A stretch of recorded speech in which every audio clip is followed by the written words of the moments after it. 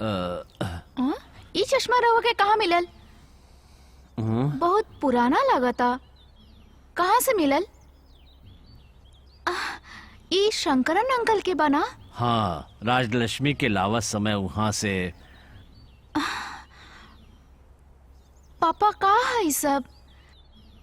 रहुआ के का हो गइल बा? सच बताई, रहुआ बहुते परेशान बानी ना पापा? ना बेटी, शंकर की याद में हम एके यहाँ ले आईली। और एगो बात, एसीपी साहब आज हमरा के अपन घरे बुलवले। रहुआ बारे में वो डॉक्टर साहब से बात कइले बाड़े। डॉक्टर रहुआ के कुछ नया दवाई देले बाड़े। ई ली। ये दवाई केकरा खातिर बा? यह शक हमके भी रहल। यही खातिर आवत समय हमनी के डॉक्टर रमेश पढ़े ना, हम उनका पास पर्ची दिखा के आईनी। पता बा एसीपी सर डॉक्टर से का कहले? राउर दिमागी हालत ठीक नहीं के ई कह के कोनो डॉक्टर से ई दवाई ले आइल बाड़े।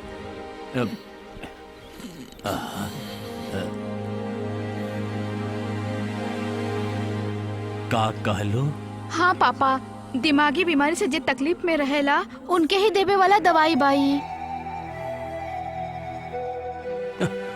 एक रेगुलर खाए तो राउर तबीयत बहुत ज्यादा खराब हो जाई।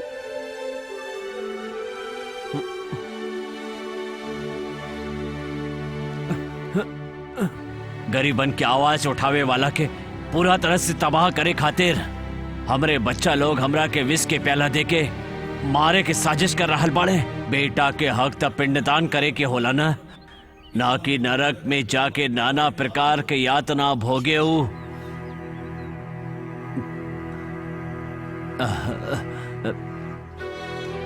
देखा बेटी, तू हमार साथ कबो ना छोड़बू ना। अब हमार अंतिम सांस के तक तू हमरे साथ रहिया बेटी। ऐसे मत कहीं पापा, हम हमेशा रहुआ साथे रहब। हमेशा रहब।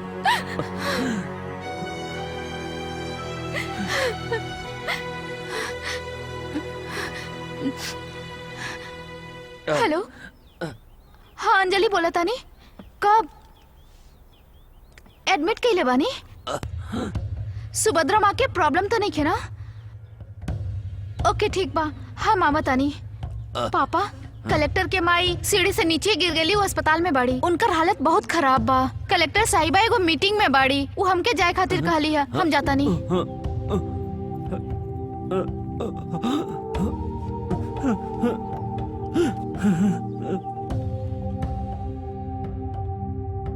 आप कैसन बाड़ी?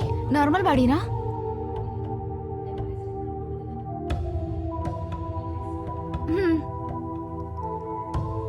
माँ, हम दवाई लेके आवतानी। हाँ ठीक बा।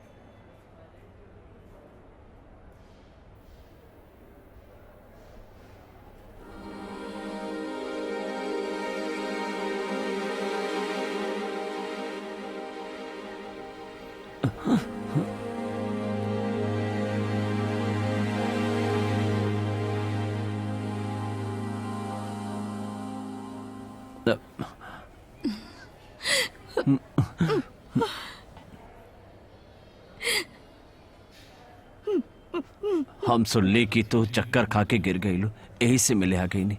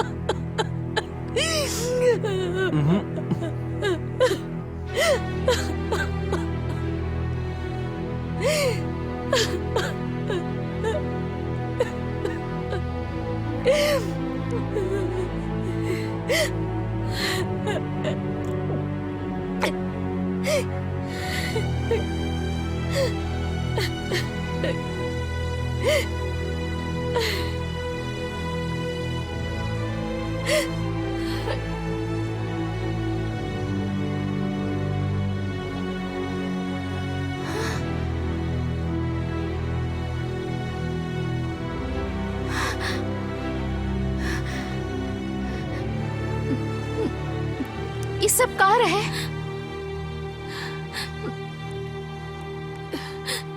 ये बात हमार बेटी के कब्बो पता न चले के चाहिए। हमने के दोनों बेटा के पापा बाड़े हूँ। माँ चुप हो जाए।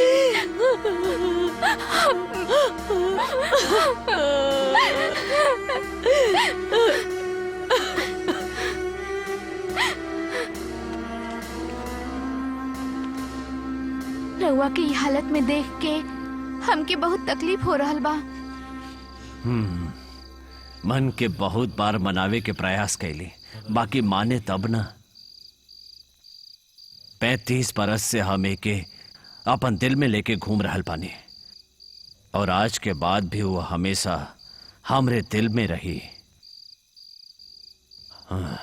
हम कभी ई ना कहब कि गलती सिर्फ हमार पत्नी के ही बा। अरे गलती तो में हमरो रहे। सातों वचन निभावे के मतलब का होला तू जाने लो? जब कोनो औरत मर्द के साथ साथ फेरा लेवेली त सुख और दुख में ओकरे साथ रहे के पड़ेला। यह पति पत्नी के धर्म बा। धरती पे जब भलाई बढ़ेला तब बुराई के कम होके से बचावे खातिर ईश्वर के द्वारा काम वासना बना के ओके जमीन पर भेजल गईल बा। त हम ओकरा के काहे दोषी मानी? बतावा बिटिया। ऐसे मत बोली पापा, हम तो एगो लड़की बानी ना। ना बेटी, तो के नहीं की बोलत। जब केहू उत्तर के खोज में जाला तबे पता चला कि प्रश्न कितना अनमोल बा। बस पापा अब सूझ जाई। ओह, थोड़ा देर सुते से का फर्क पड़ जाए? का तोहरा पास कोनो बेहोश होके वाला दवाई नहीं खे? ना ना, वो सब मत ली।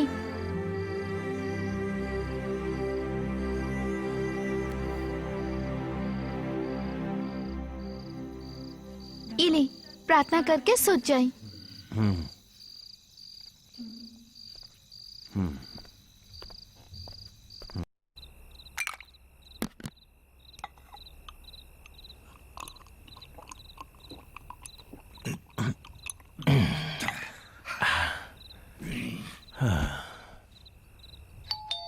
Yes, come in.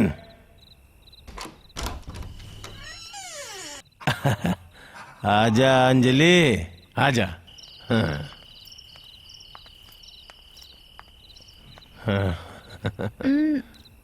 रउआ हमके काहे बुलानी? एगो काम रहे तोहरा से। तनख्वाह के चेक ना चाही का? और जौन शंकर मर गइल रहे ओकरो बीवी के चेक देवे के बा। का ना चाही का?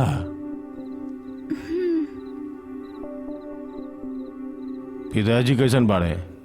पापा के कोनो प्रॉब्लम नहीं खे। मैडम कहाँ बाड़ी? ओ मायके गइल बाड़ी। ऊपर कमरा में चेक और कैश बा, जाके ले आवा। ठीक बा सर।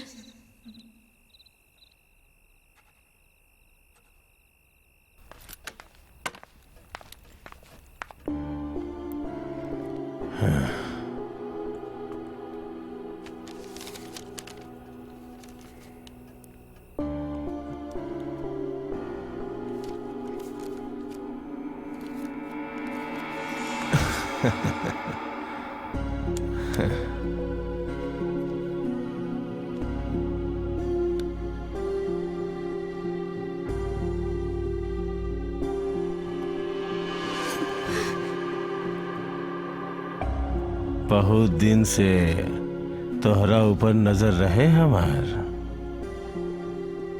पिताजी के साथ रहेलू ऐसे कुछ हम कर ना पावेनी। सही कहानी ना? सर पिताजी से कलेक्टर के मिलवा के सब कुछ बर्बाद कर देलू। उनके वहां ले गईला की का जरूरत रहे? आज ना छोड़ तोहरा के। सर हमके छोड़ दी, ना तो हम चिल्ला के सबके बुला ले।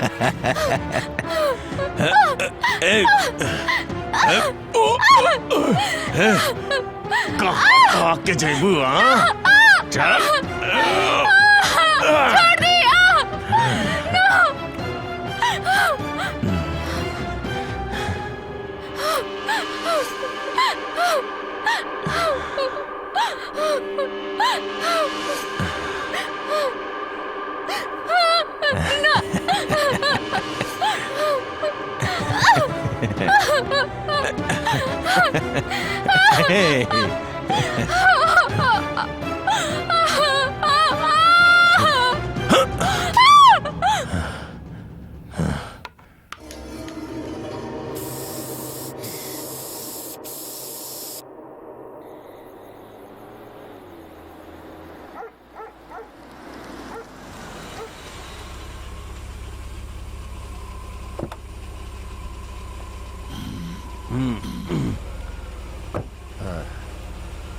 हमार लाडली आ गई बहुत देर पहले ही नहीं तभी ठीक ना हा कहनी।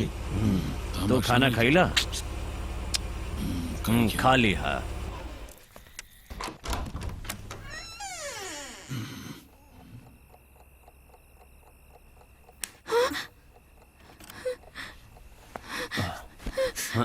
का भइल? अरे का भइल बोला बेटी? हाँ? का भइल? पापा का भइल बतावा?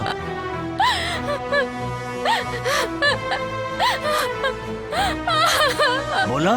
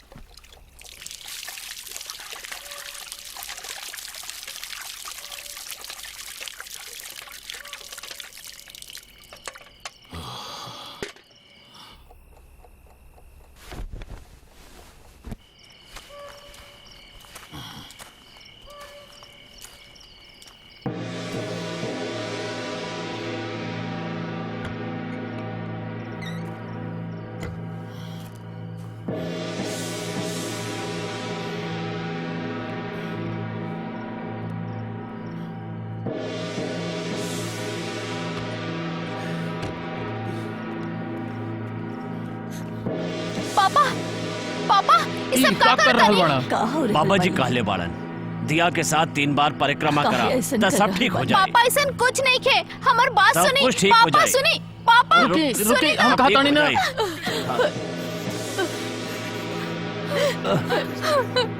चुप हो जा बेटी, चुप हो जा, चुप हो जा।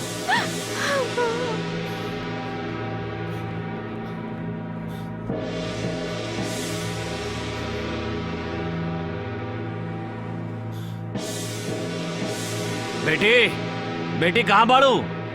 बाहर आजा, आजा बाहर। अब हाँ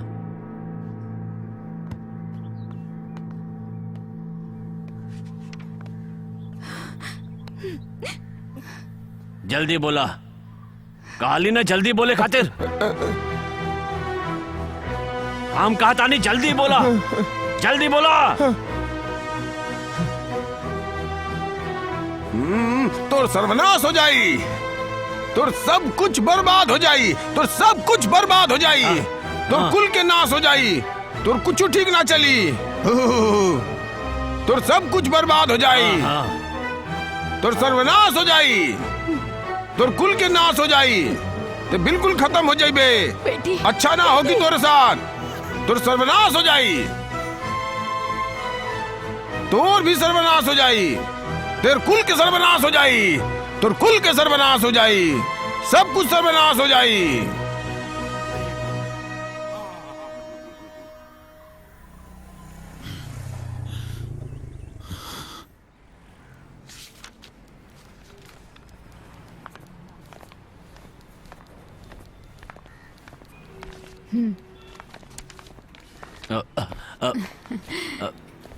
मैडम कहा अय्यप्पा जी? रउआ से मिले आयल बानी हम। अंजलि कहाँ बा? दिखाई नहीं खे दे। ओकर तबीयत कुछ खराब बा।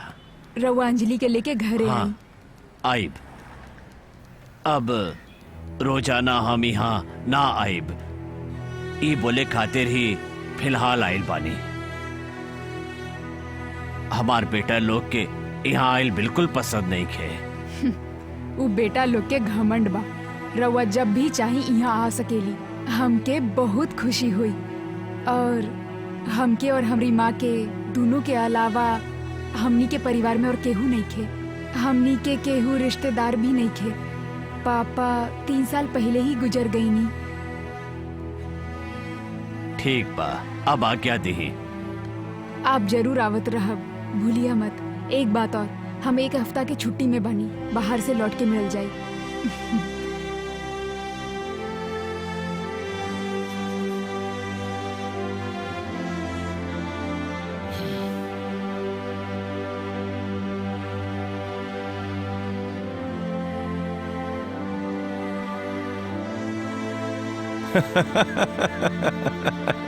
बहुत अच्छा लड़की रहे।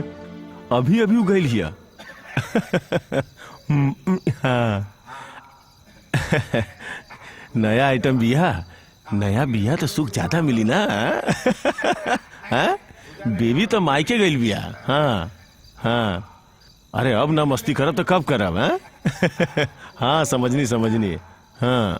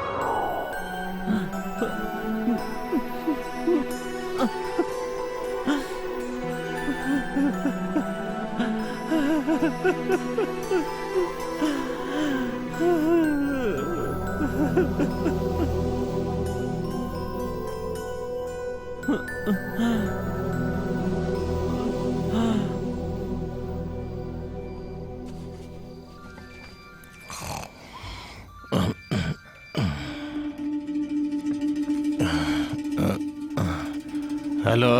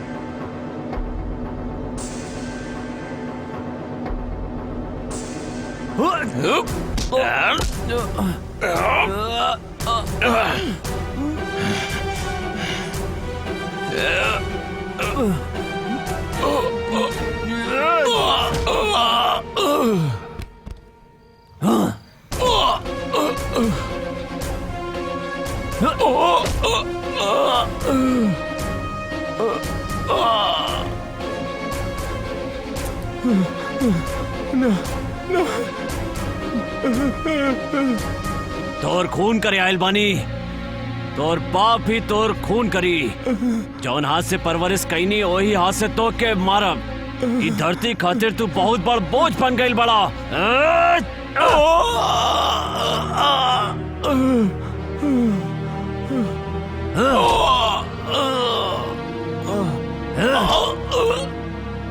आज तक तू जितने पाप कैले बाड़े ओकर सजा आज हमार कोर्ट देवे जा रहल बा।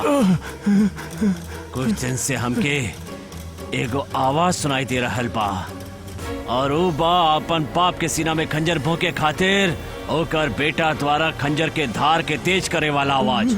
और गौर से देखली तब पता चलल कि वो दुष्ट बेटा कि और ना तू ही बड़ा। उहे आवाज के सुन के हम यहाँ भागल आइल बानी।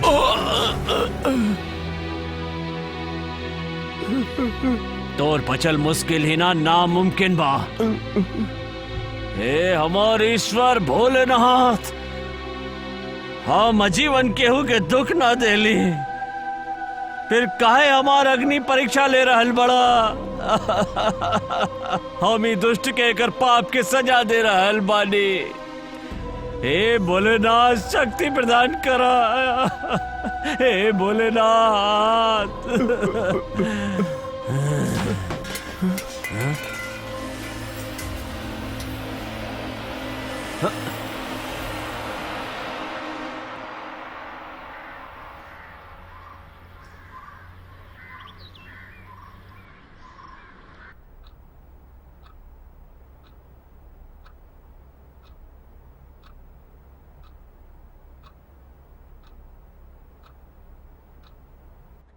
पापा, ओह, जयदेव सर अपने ही घर में मरल पड़ल बड़े।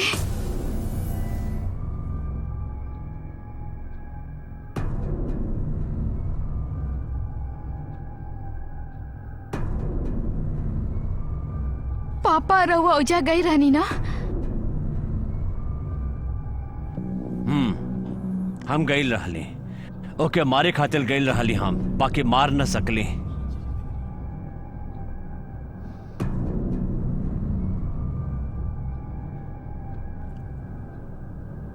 ओकर जन्म से पहले से ही हम उसे बहुत प्यार करेली और उसे इतना प्यार ऐसे करेली काहे कि कभी वो हमार जिंदगी में खुशी भर देले रहल। बाकी प्यार में अंधा ना होके के चाहिए, चाहे वो माता पिता होके या गुरु, भले ही वो पुत्र होके या पुत्री, सुख क्षण भर के बा। जब ये आत्मा शरीर से जुदा होखेला तोहार रक्षा करे वाला और केहू ना होखेला, सिर्फ तोहार कर्म ही रह जाएला। ऐसा ना हमो के उपदेश देले रहली। हम खून ना कैली अंजलि, सच कहता नहीं, हम खून ना कैली।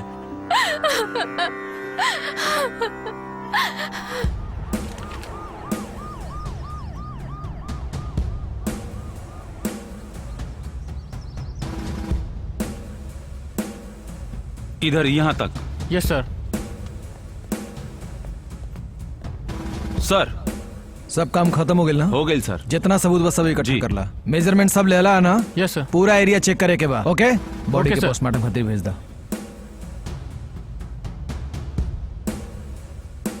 हाँ सब जगह अच्छा से चेक करा, कोई गलती ना होके के चाहिए। ओके हाँ ओके ओके सर। चला। बाकी के काम के का भइल? कुछ भइल नहीं खे, अभी खाली फॉर्मेलिटी चलता। पोस्टमार्टम खातिर भेज दिले बनी बॉडी के।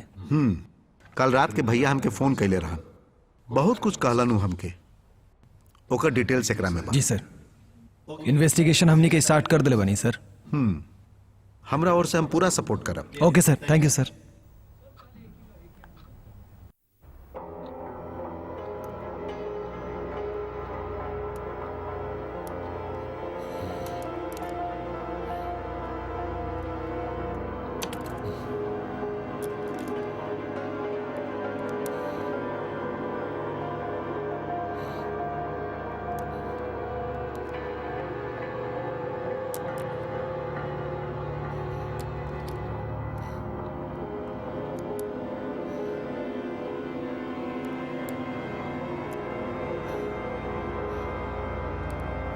पापा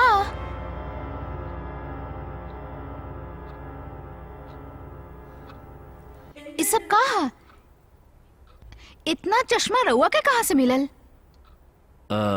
बगल वाला गली में जौन आँखी के डॉक्टर बने डॉक्टर पत्रोस उनसे मिले गए रहनी हम, और उनके पास जितना भी पुराना चश्मा रहे वो सब लेता ही नहीं।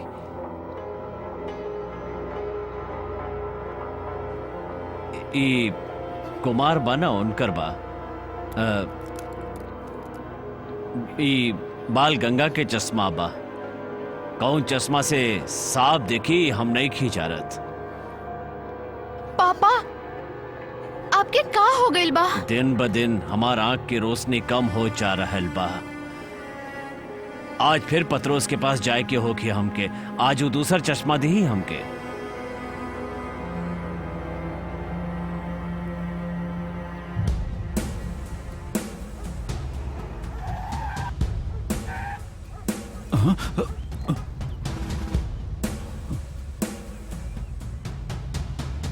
अय्यप्पन हवन अंदर। हाँ बड़े सर का भाई हम सर? उनसे बात करता नहीं।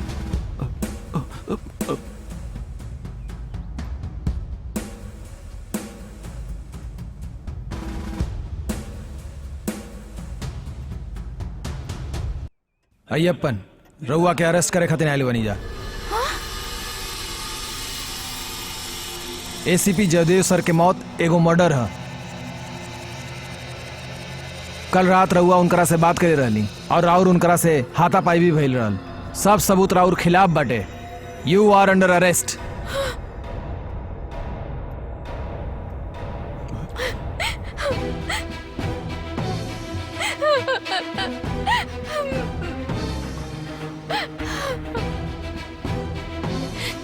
सर हमारे पापा कुछ नहीं खन कइले। पापा के छोड़ दी। पापा चलो, घबरा पापा मत के बेटी, छोड़ हम दी। कोनो गलत काम नहीं पापा, कैली, हम पापा बाहर कुछ आ नहीं खन जाए। कइले। सर, सर पापा हमारे पापा कुछ नहीं खन कइले। सर छोड़ दी। छोड़ दी सर।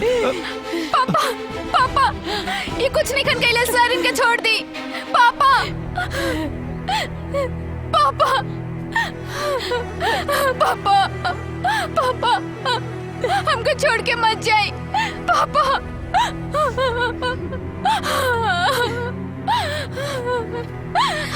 पापा पापा मत जाए। पापा पापा पापा पापा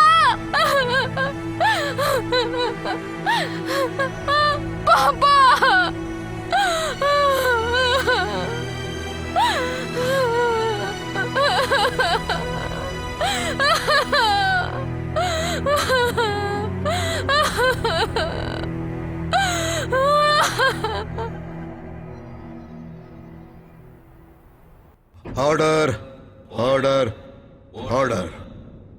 एसीपी जयदेवन के हत्या के केस में पुलिस जौन सबूत पेश कैलन ओकरा आधार पर अयप्पा पुत्र कन्हैया के 7 दिन खातिर पुलिस रिमांड पर भेजे के खातिर ई अदालत आदेश देत बा।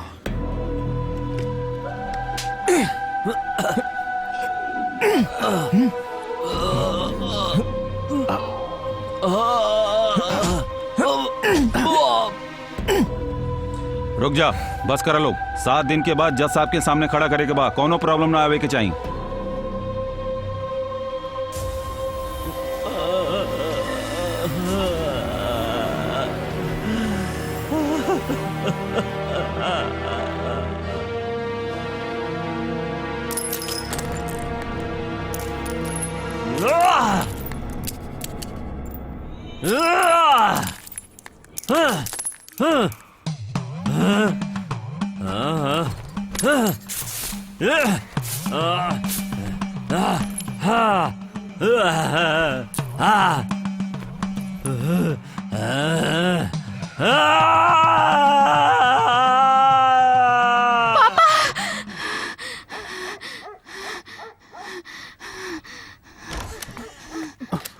हे बेटी, बेटी का भाई? ना कौनो सपना देख लू का? बहुत बुरा सपना देख लू का भाई? तू अकेले मत सुत बेटा, हम तोहरे साथे सुतत बानी। भगवान के प्रार्थना करके सुत जा।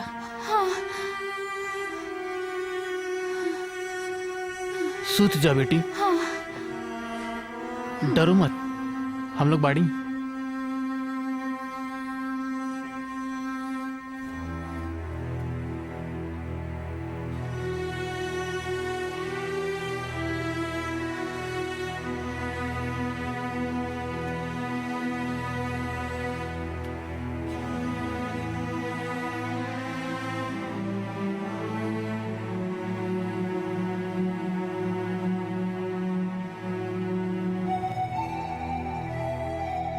ई का हो रहल बा?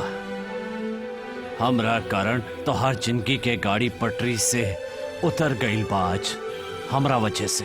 ठीक कहली ना? तोहार पत्नी और हमार बहन राजलक्ष्मी वो सब हमरा बारे में का सोचत होखी है? कुछ दिनन के बाद कोर्ट में पैरवी करी है वकील, और ओकरा बाद का होखी? फांसी होखी ना? ऐसे सारा उम्र तकलीफ झेल के कर्म कैला के परिणाम पाई। ऐसे जीवन भरे गो मोमबत्ती बन के जिए से बेहतर बा सदा खातिर बुझ जाई हम। बहुत सह ले ली।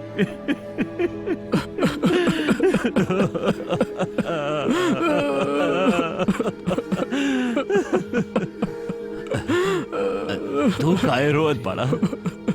हाँ?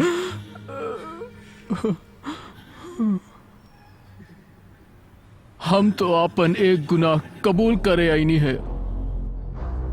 कैसन गुनाह? गुनाह तो हम कैली और सजा भी हम ही के होके चाहिए। नहीं, जयदेव के कातिल हम बानी।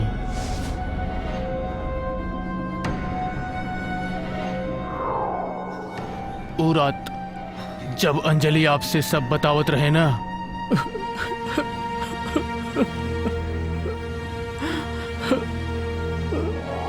का बोल रहल बड़ा? हमके तनिको विश्वास नहीं खे।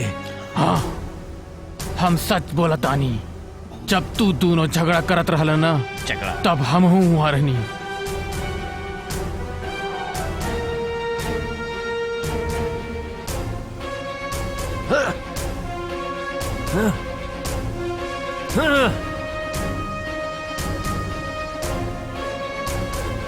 हम ई सोचनी रहुआ अपना बेटा के खून कैसे कर सकेनी, कि वो बाप अपने बेटा के खून कैसे कर सकेला। यही खातिर हम ई सब कैली।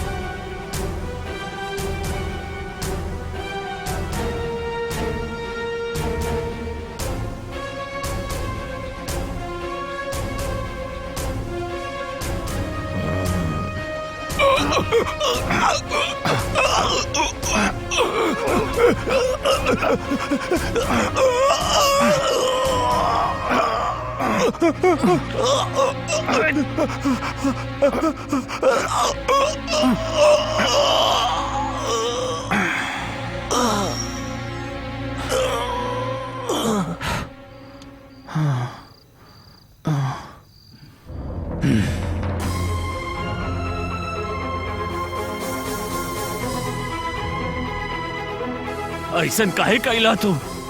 हमरी बेटी के जिंदगी बर्बाद कर दे लू। ई सब हम कहनी।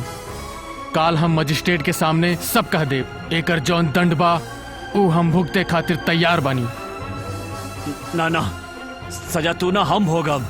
नहीं, एमे राउर गलती तक कुछ भी नहीं खे। रउआ काहे जेल में जीवन बिताई बा, वो भी हमरे गुनाह खातिर। हमारा अपन जी रउआ के बाहर रहे के बा। टाइम हो गई बा, चली।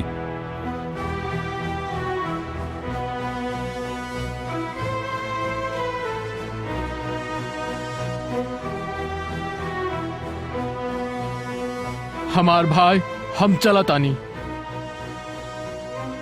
हमरे पोती के बढ़िया से ख्याल रखी है।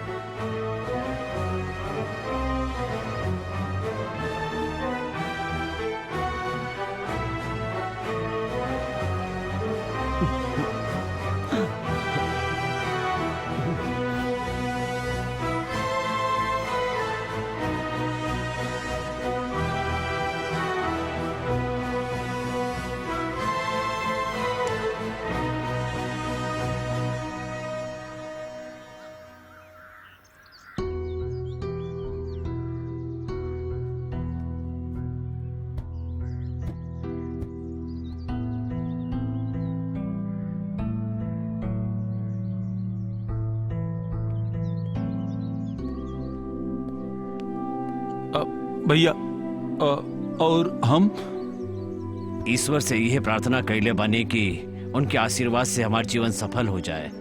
बाकी आशीर्वाद के बदले आंसू ही मिलल हमके।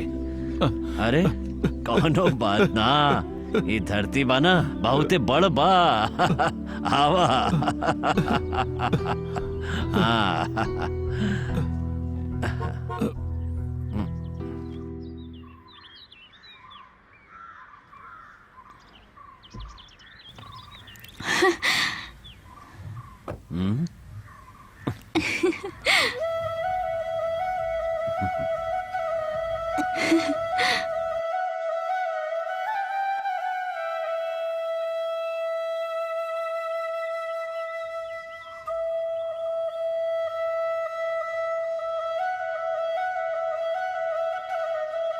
पापा,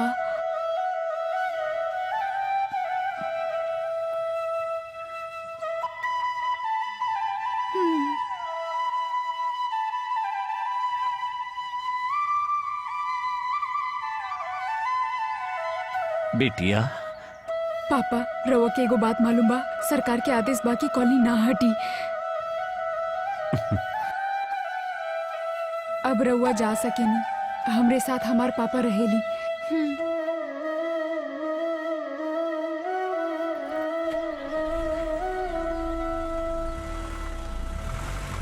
हाई पकड़ी।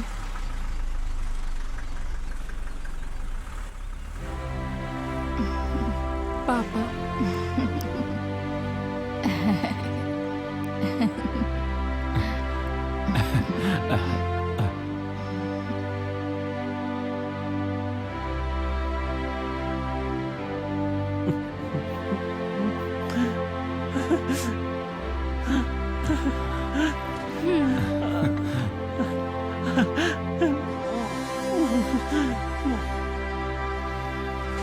India, India, India is my country. India is my country. All Indians are. All Indians are. My brothers and sisters. My brothers and sisters. I love my country. I love my country.